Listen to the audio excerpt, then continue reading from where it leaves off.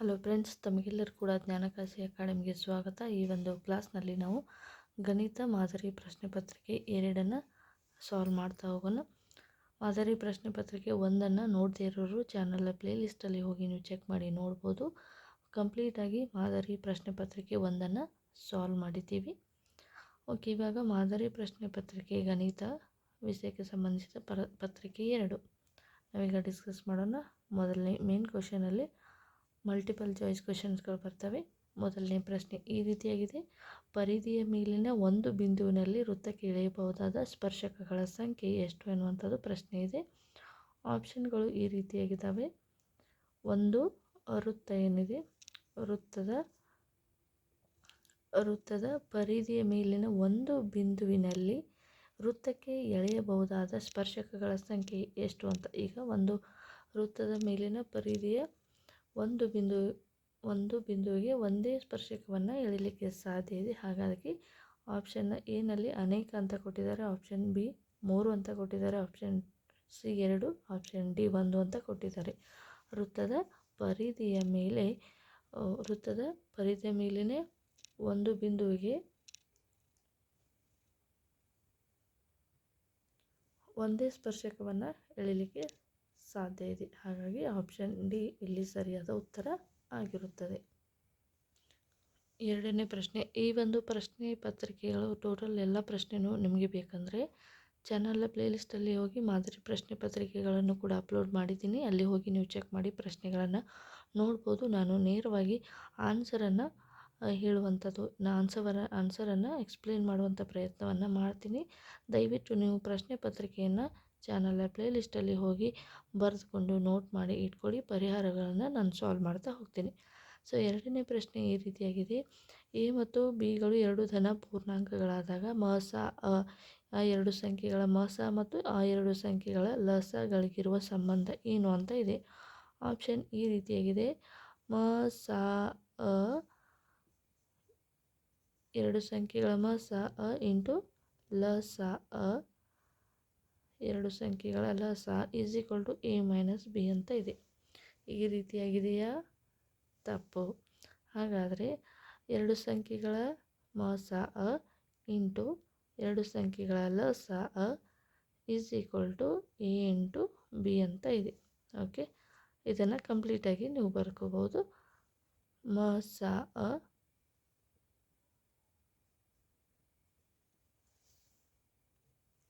ಎರಡು ಸಂಖ್ಯೆಗಳ ಮಸ ಇಂಟು ಆ ಎರಡು ಸಂಖ್ಯೆಗಳ ಲಸ ಎ ಬಿ ಅಂತಂದರೆ ಎರಡು ಸಂಖ್ಯೆಗಳಾಗಿರ್ತವೆ. ಎ ಮತ್ತು ಬಿಗಳು ಈ ಸಂಖ್ಯೆಗಳ ಮಸ ಇಂಟು ಲಸ. ಆಪ್ಷನ್ ಸಿ ಏನಿದೆ ಅಂದರೆ ಮಸ ಇಂಟು ಎ ಬಿ ಲಸ a B is equal to a plus b ಅಂತ ಇದೆ. ಆಪ್ಷನ್ ಡಿ ಏನಿದೆ ಅಂದರೆ ಮಸ ಎ ಬಿ ಇಂಟು ಲಸ a b a into b ಅಂತ ಇದೆ. ಸಾರಿ, ಇಲ್ಲಿ ಮೈನಸ್ ಇದೆ. ಹಾಗಾದರೆ ನೀವು ಟೆಕ್ಸ್ಟ್ ಬುಕ್ಕಲ್ಲಿ ಸ್ಟಡಿ ಮಾಡಿದ್ದೆ ಅದರಲ್ಲಿ ಚೆನ್ನಾಗಿ ಇದು ಲಸ ಮಸ ಎರಡು ಸಂಖ್ಯೆಗಳನ್ನು ಕೊಟ್ಟು ಅವುಗಳ ಲಸ ಮತ್ತು ಮಸವನ್ನು ಕಂಡುಹಿಡಿಯಿರಿ ಎನ್ನುವಂಥದ್ದು ಪ್ರಶ್ನೆ ಗೊತ್ತಿದೆ. ಆ ಒಂದು ಪ್ರಶ್ನೆಯನ್ನು ನೀವು ಚೆನ್ನಾಗಿ ಅಭ್ಯಾಸ ಮಾಡಿದ್ದೆ ಅದರಲ್ಲಿ ಈ ರೀತಿಯಾದ ಪ್ರಶ್ನೆಗಳಿಗೆ ನೀವು ಸಾಲ್ವ್ ಮಾಡ್ಬೋದು. ಎ ಮತ್ತು ಬಿಗಳು ಎರಡು ಧನ ಪೂರ್ಣಾಂಕಗಳಾದಾಗ ಮಸ ಮತ್ತು ಆ ಎರಡು ಸಂಖ್ಯೆಗಳ ಲಸಗಳು ಇರುವಂತಹ ಸಂಬಂಧ ಏನಪ್ಪ ಅಂದರೆ ಮಸ ಎರಡು ಸಂಖ್ಯೆಗಳ ಲಸ ಗುಣಲಬ್ಧ ಆ ಎರಡು ಸಂಖ್ಯೆಗಳ ಗುಣಲಬ್ಧಕ್ಕೆ ಏನಾಗಿರುತ್ತೆ, ಸಮನಾಗಿರುತ್ತೆ. ಹಾಗಾದರೆ ಆಪ್ಷನ್ ಬಿ ಇಲ್ಲಿ ಸರಿಯಾದ ಉತ್ತರ ಆಗಿರುತ್ತದೆ. ಸೊ ನೆಕ್ಸ್ಟ್ ಮೂರನೇ ಪ್ರಶ್ನೆ ಈ ರೀತಿಯಾಗಿದೆ: a1 into x plus b1 into y equal to c1 ಮತ್ತು a2x plus b2y plus c2 equal to 0. ಈ ಒಂದು ರೇಖಾತ್ಮಕ ಸಮೀಕರಣಗಳಲ್ಲಿ a1 by a2 is not equal to b1 by b2 ಸಮೀಕರಣಗಳನ್ನು ಹೊಂದಿರುವಂಥ ಪರಿಹಾರಗಳ ಸಂಖ್ಯೆ ಎಷ್ಟು ಅಂತ ಇದೆ. ಸೊ ರೇಖಾತ್ಮಕ ಸಮೀಕರಣಗಳು ಈ ಒಂದು ಚಾಪ್ಟ್ರಲ್ಲಿ ಮೊದಲೇದಾಗಿ ಕೊಟ್ಟಿರುವಂಥ ವೆರಿ ಇಂಪಾರ್ಟೆಂಟ್ ಆಗಿರುವಂಥ ಒಂದು ಟೇಬಲ್ ಇದೆ. ಆ ಟೇಬಲನ್ನು ನೀವು ನೆನಪಿಟ್ಕೊಂಡ್ರೆ ಸಾಕು. ಅದರ ಮೇಲೆ ಬರುವಂಥ ಪ್ರಶ್ನೆಗಳನ್ನು ನೀವು ಸಾಲ್ವ್ ಮಾಡ್ಬೋದು. ಈ ರೀತಿಯಾಗಿ ಮಲ್ಟಿಪಲ್ ಚಾಯ್ಸಲ್ಲಿ ಕ್ವೆಶನ್ ಒಂದು ಬಂದೇ ಬರುತ್ತದೆ. ಹಾಗಾಗಿ ಆ ಒಂದು ಟೇಬಲ್ ತುಂಬಾ ಇಂಪಾರ್ಟೆಂಟ್ ಆಗಿರುತ್ತೆ. ನೀವು ಅದನ್ನು ನೋಡ್ಕೊಳ್ಳಿ. ಹಾಗಾದರೆ ಇಲ್ಲಿ ಈ ಒಂದು ಟರ್ಮನ್ನು ನೋಡ್ಕೊಳ್ಳಿ. ಈ ಎರಡು ರೇಖಾತ್ಮಕ ಸಮೀಕರಣಗಳ ಒಂದು a1/a2 is not equal to b1/b2 ಅಂತಿದ್ದಾಗ ಈ ಎರಡು ರೇಖೆಗಳೇನಾಗಿರ್ತವೆ, ಒಂದಕ್ಕೊಂದು ಛೇದಿಸಿರುವ ರೇಖೆಗಳಾಗಿರ್ತವೆ. ಒಂದಕ್ಕೊಂದು ಛೇದಿಸಿರುವಂಥ ರೇಖೆಗಳಿಗೆ ಎಷ್ಟು ಪರಿಹಾರಗಳಿರ್ತವೆ? ಛೇದಿಸಿರುವಂಥ ಬಿಂದುವಿನಲ್ಲಿ ಒಂದೇ ಒಂದು ಪರಿಹಾರ ಇರುತ್ತದೆ. ಹಾಗಾದರೆ ಸರಿಯಾದ ಉತ್ತರ ಆಪ್ಷನ್ ಡಿ ಇಲ್ಲಿ ನಿಮಗೆ ಸರಿಯಾದ ಉತ್ತರ ಸಿಗತ್ತೆ. ಓಕೆ, ಇದಕ್ಕೆ ಸಂಬಂಧಿಸಿದಾಗಿ ನಾವು ಬೇರೆ ಪ್ರಶ್ನೆಗಳನ್ನು ನೋಡೋದಾದರೆ a1/a2 is equal to b1/b2 is not equal to c1/c2 ಅಂತಿದ್ದಾಗ ಇದು ಯಾವ ಒಂದು ರೇಖೆ ಆಗಿರುತ್ತೆ? ಇದು ಏನಾಗಿರುತ್ತೆ ಅಂದರೆ ಸಮಾನಾಂತರ ರೇಖೆಗಳಿರ್ತವೆ. ಇದಕ್ಕೆ ಯಾವುದೇ ರೀತಿಯಾದ ಪರಿಹಾರಗಳು ಇರೋದಿಲ್ಲ. ಹಾಗಾದರೆ next a1/a2 is equal to b1/b2 is equal to c1/c2 ಅಂತಿದ್ದಾಗ ಈಕ್ವಲ್ ಟು 0 ಆಗಿದ್ದಾಗ ಈ ಎರಡು ರೇಖೆಗಳೇನು ಮಾಡ್ತವೆ, ಒಂದಕ್ಕೊಂದು ಐಕ್ಯಗೊಳ್ಳುತ್ತವೆ. ಒಂದಕ್ಕೊಂದು ಐಕ್ಯಗೊಂಡ್ರೆ ಇಲ್ಲಿ ಅಪರಿಮಿತ ಸಂಖ್ಯೆಯ ಪರಿಹಾರಗಳಿರ್ತವೆ. ಈಗ ಕೊಟ್ಟಿರುವಂಥ ಒಂದು ಮಾಹಿತಿ, ಈ ಒಂದು ಪ್ರಶ್ನೆಯನ್ನು ನೋಡಿದಾಗ ಇಲ್ಲಿ ಒಂದೇ ಒಂದು ಪರಿಹಾರ ಹೊಂದಿರುವುದರಿಂದ ಆಪ್ಷನ್ ಸಿ ಇಲ್ಲಿ ಸರಿಯಾದ ಉತ್ತರ ಆಗಿರುತ್ತದೆ. 4ನೇ ಪ್ರಶ್ನೆ ಈ ರೀತಿಯಾಗಿದೆ. ಒಂದು ಸಮಾಂತರ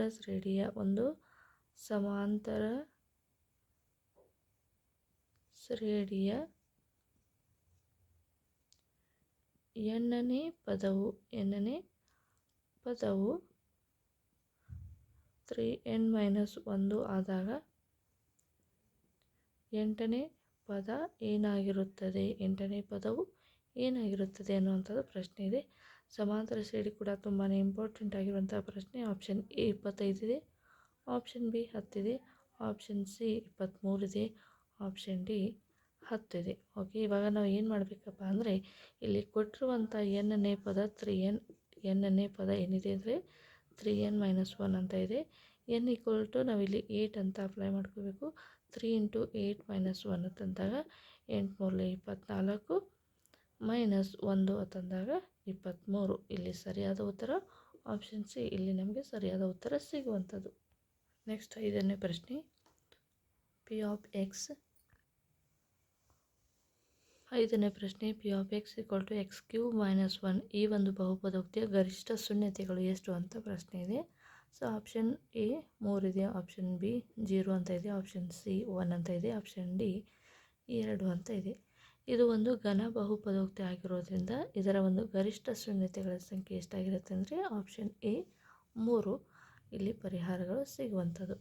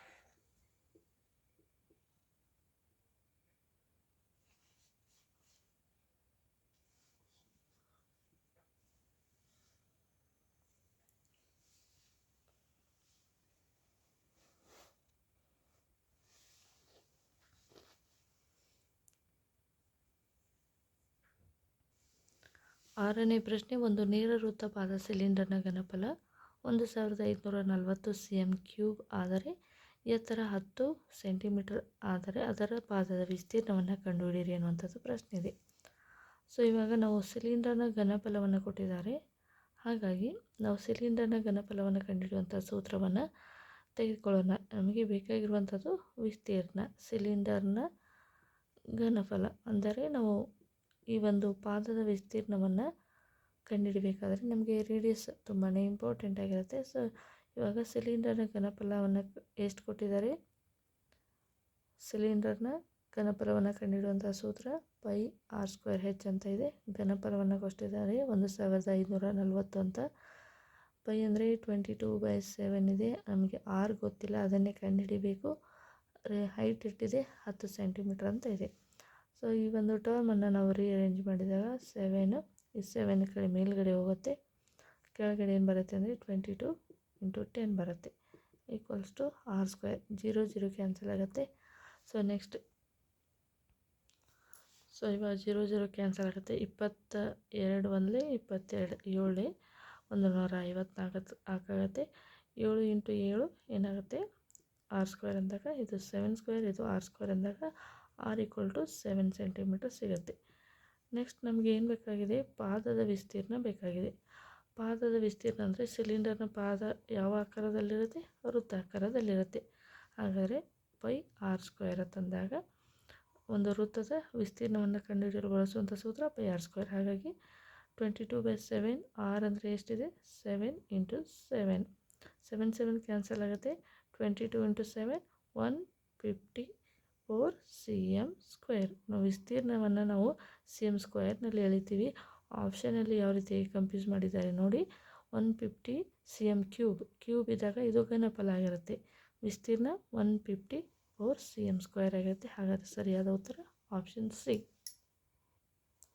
ಸೊ ನೆಕ್ಸ್ಟ್ 7ನೇ ಪ್ರಶ್ನೆ ಈ ರೀತಿಯಾಗಿದೆ. ವರ್ಗೀಕೃತ ದತ್ತಾಂಶಗಳ ಸರಾಸರಿಯನ್ನು ನೇರ ವಿಧಾನದಿಂದ ಕಂಡುಹಿಡಿಯಲು ಬಳಸುವಂಥ ಸೂತ್ರ ಯಾವುದು ಅಂತ ಇದೆ. ಆಪ್ಷನ್ σ/fi × xi / f(i) ಅಂತ ಇದೆ. ಆಪ್ಷನ್ ಬಿ ಏನಿದೆ, σ/fi + xi / σ/fi. ಸಮೇಷನ್ ಅಂತ ಕೂಡ ಕರಿಬೋದು ಅಥವಾ ಸಿಗ್ಮಾ ಅಂತ ಕೂಡ ಕರಿಬೋದು. Some of. Next σ/fi / σ/fi ×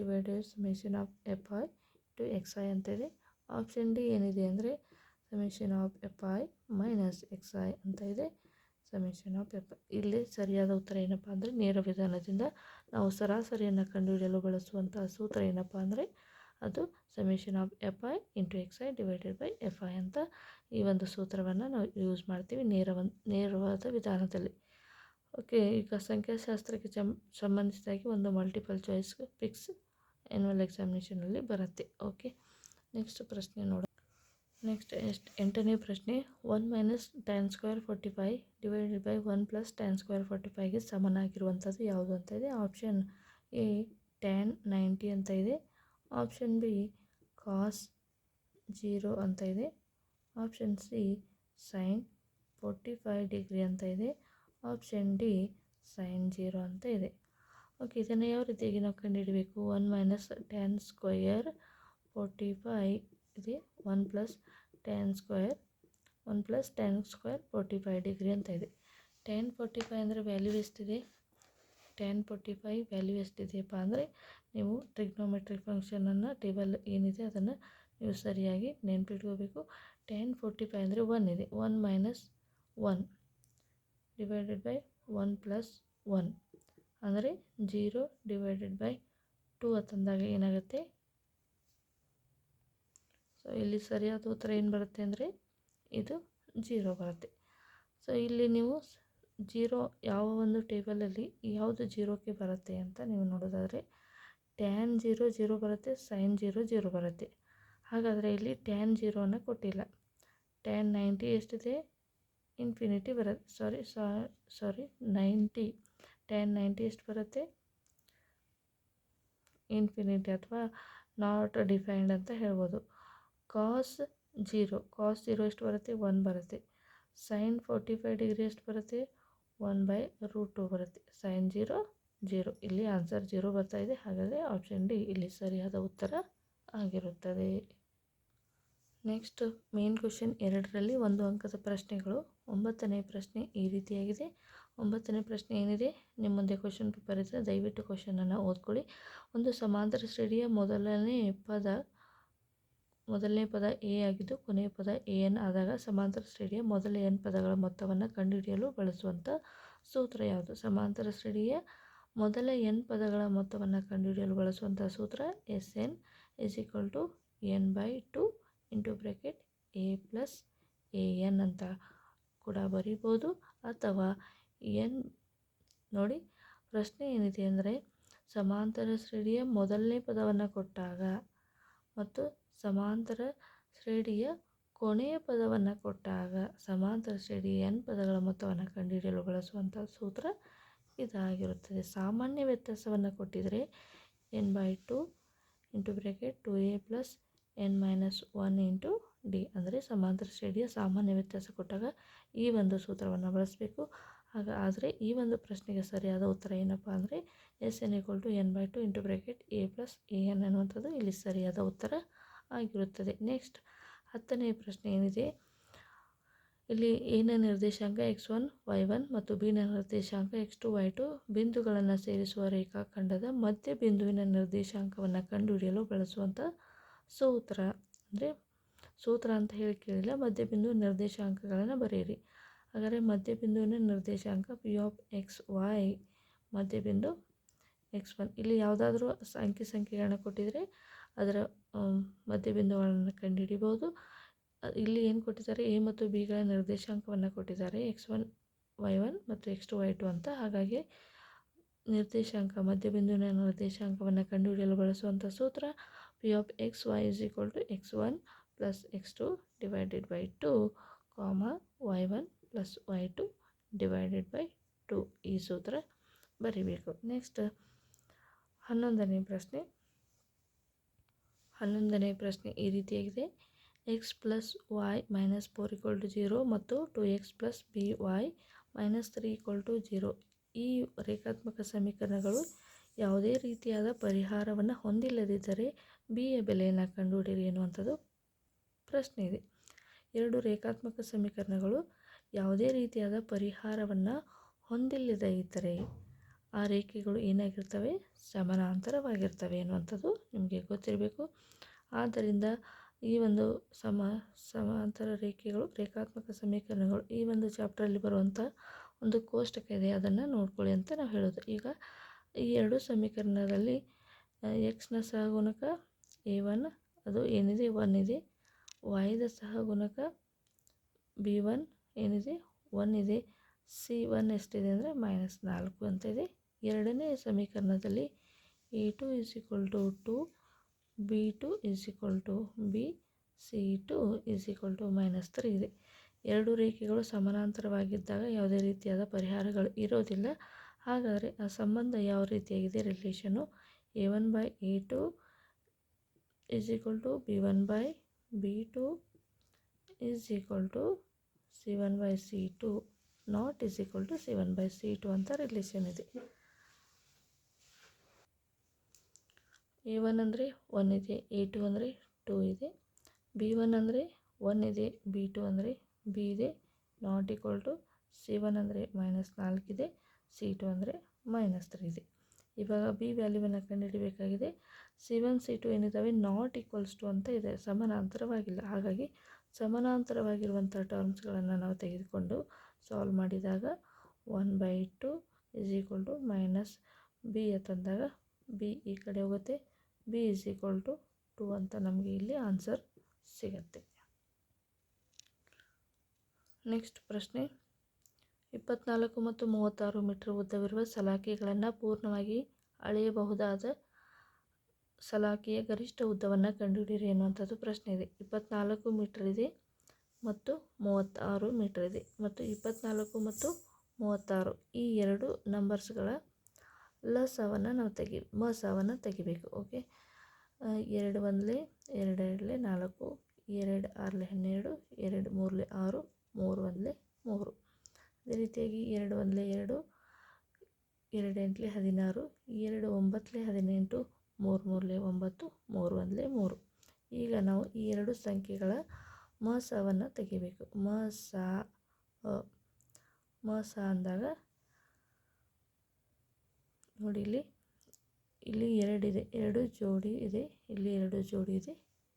ನಂತರ ಇಲ್ಲಿ 2 ಜೋಡಿ ಸಂಖ್ಯೆಗಳಿದ್ದಾವೆ, ಇಲ್ಲಿ 2 3 ಅಂತ ಇದೆ. ಹಾಗಾಗಿ 2 ಇಂಟು 3 ಇಂಟು 2 ಜೋಡಿಗಳಿದ್ದಾವೆ. ಹಾಗಾಗಿ 2 ಬದಲಾಗಿ 1 2 ತೆಗೆದುಕೊಂಡ್ರೆ ನಮಗೆ ಮಸ ಆಗುತ್ತೆ. 2 3 6, 6 2 12 ಮೀಟರ್. 24 ಮತ್ತು 36 ಮೀಟರ್ ಉದ್ದವಿರುವ ಸಲಾಕೆಗಳನ್ನು ಪೂರ್ಣವಾಗಿ ಎಳೆಯಬಹುದಾದ ಸಲಾಕೆಯ ಗರಿಷ್ಠ ಉದ್ದ ಎಷ್ಟಪ್ಪ ಅಂದರೆ 12 ಮೀಟರ್ ಬೇಕಾಗುತ್ತೆ. 13ನೇ ಪ್ರಶ್ನೆ, ಒಂದು ಘನಗೋಳದ ಮೇಲ್ಮೈ ವಿಸ್ತೀರ್ಣವನ್ನು ಕಂಡುಹಿಡಿಯಲು ಬಳಸುವಂಥ ಸೂತ್ರ. ಒಂದು ಘನಗೋಳವನ್ನು ಕಂಡುಹಿಡಿಯಲು ನಾವು ಬಳಸುವಂಥ ಸೂತ್ರ 4πr² ಆಗಿರುತ್ತೆ.